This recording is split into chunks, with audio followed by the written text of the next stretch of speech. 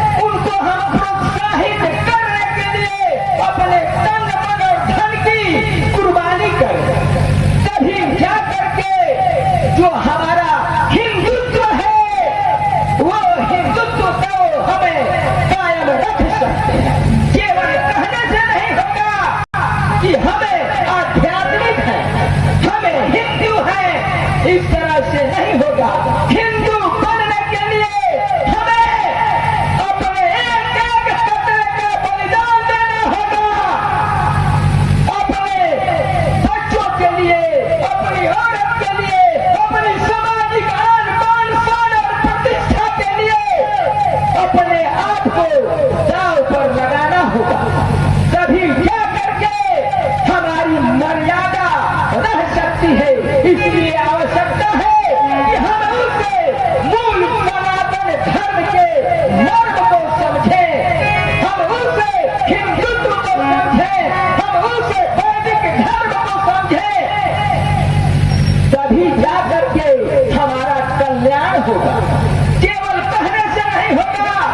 इसके लिए हमें सोचना पड़ेगा, इसके लिए हमें समय देना पड़ेगा, त्याग करना पड़ेगा। तब आने वाली पीढ़ी में हम उनमें धार्मिक संस्कारों को जागृत कर सकते हैं, पैदा कर सकते हैं। इस तरह से मरुभूमि में बीज डाल करके हम अपने आप को सही साबित नहीं कर सकते। आइए, जब इस समाज का प्रबुद्ध वर्ग नहीं सोचेगा तो कौन सोचेगा? आज आवश्यकता है कि हमारे समाज के जो भी बुद्धिजीवी, ब्रह्मज्ञानी ब्राह्मण हैं, वे इस पर चिंतन करें।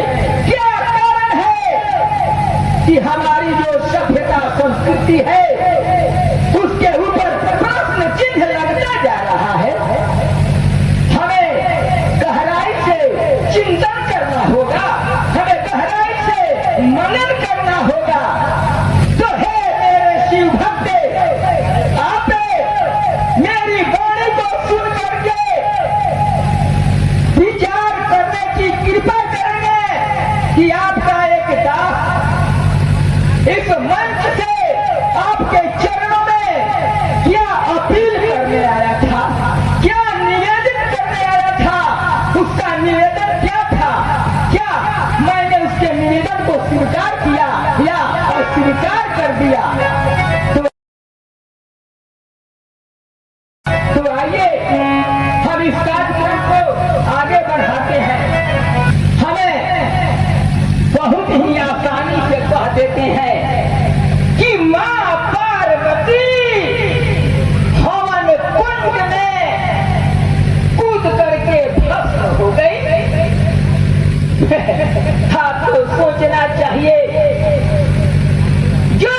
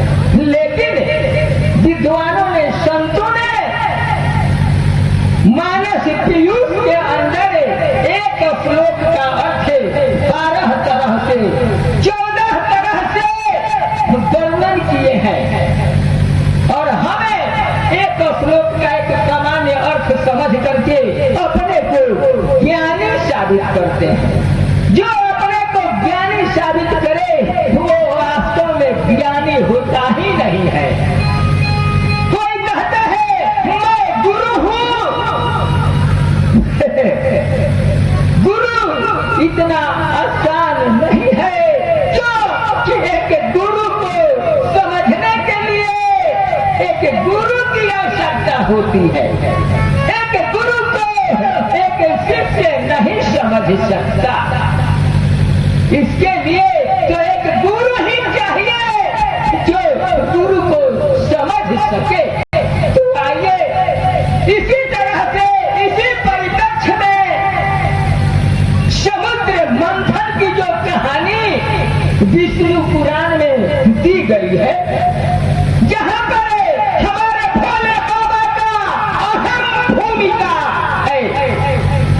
जब उसे सागर मंथन से एक नहीं दो नहीं 14 तरह के रत्न निकले। सभी रत्न जैसा था वैसे लोगों में वितरित कर दिया गया। आप चिंतन करें, वो समुद्र कोई समुद्र नहीं, वो समुद्र हमारा यह संसार है। हम संसार को सागर कहते हैं और इसी सागर में वह 14 प्रकार के रत्न थे। लेकिन उस रत्न पर किसी की दृष्टि नहीं गई, लेकिन उस पर दृष्टि गई तो प्रभु की। इसके लिए मदराचल पर्वत को लाया गया। मदराचल पर्वत क्या है? मथनी। आपको एक प्रतीक दिया जाता है पहाड़ मदराचल, जो उस सागर में मैंने काम किया घुमाने का। लेकिन वो मदराचल क्या है? हमारे समाज रूपी समुद्र में मथने के लिए एक शक्तिशाली विद्वान, पहलवान, बुद्धिमान, धनवान और ईमानदार, स्थिर, गंभीर पुरुष है। इसके प्रतीक मंदराचल पर्वत को प्रस्तुत किया गया। उसके बीच में जो सर्प दिया गया, जिसने उसने खींचने का काम किया।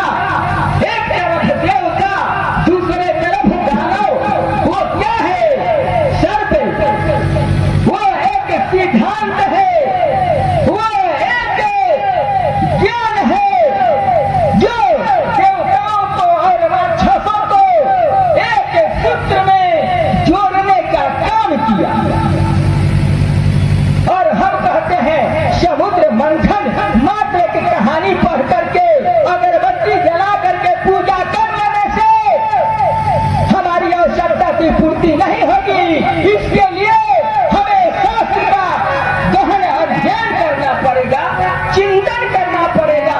और हुआ यही जब वह सर्प के द्वारा राक्षसों को, देवताओं को जोड़ दिया गया और बीच में स्थिर मदराचल पर्वत के समान एक बुद्धिमान आकर के बैठा। तब इस समाज को मथनी से मथने का काम किया गया। और उस समाज से क्या निकला? तो ऐसे ऐसे विद्वान जिनकी गति ऊंचे सरवा घोड़ा की तरह है, ऐसे ऐसे पहलवान जो ऐरावत हाथी की तरह है, उसे देव समाज में इंद्र के पास दिया गया। हमारे पास कहते हैं माँ लक्ष्मी साक्षात मेरे पास आ जा। कैसे आएगी लक्ष्मी आपके पास? आपको लक्ष्मी प्राप्त करने के लिए विष्णु बनना पड़ेगा, विष्णु बनना पड़ेगा। जब आप विष्णु बनिएगा तो सारा समाज आपको लक्ष्मी देगा। सबने तो ले लिया, लेकिन जब वह कालकूट भरा निकला बीच से, यह देख करके सभी ने अपना पांव पीछे खींच लिया। तब किसकी आवश्यकता हुई? हम कहते हैं कल्याण का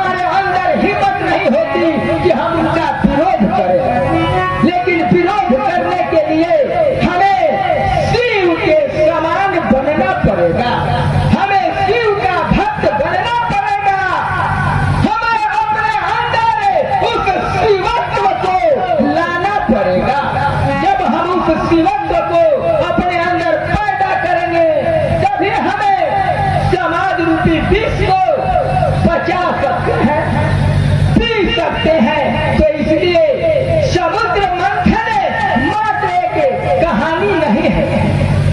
समुद्र मंथन में एक तरफ विष है तो एक तरफ अमृत है, दोनों का संयोग है।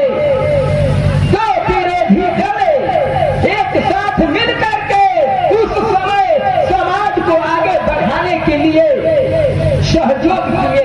इसी तरह आज भी आवश्यकता है कि दो विरोधी दल मिल करके अपने समाज के अंदर जो विष है उसे समाप्त करने में सहयोग करें।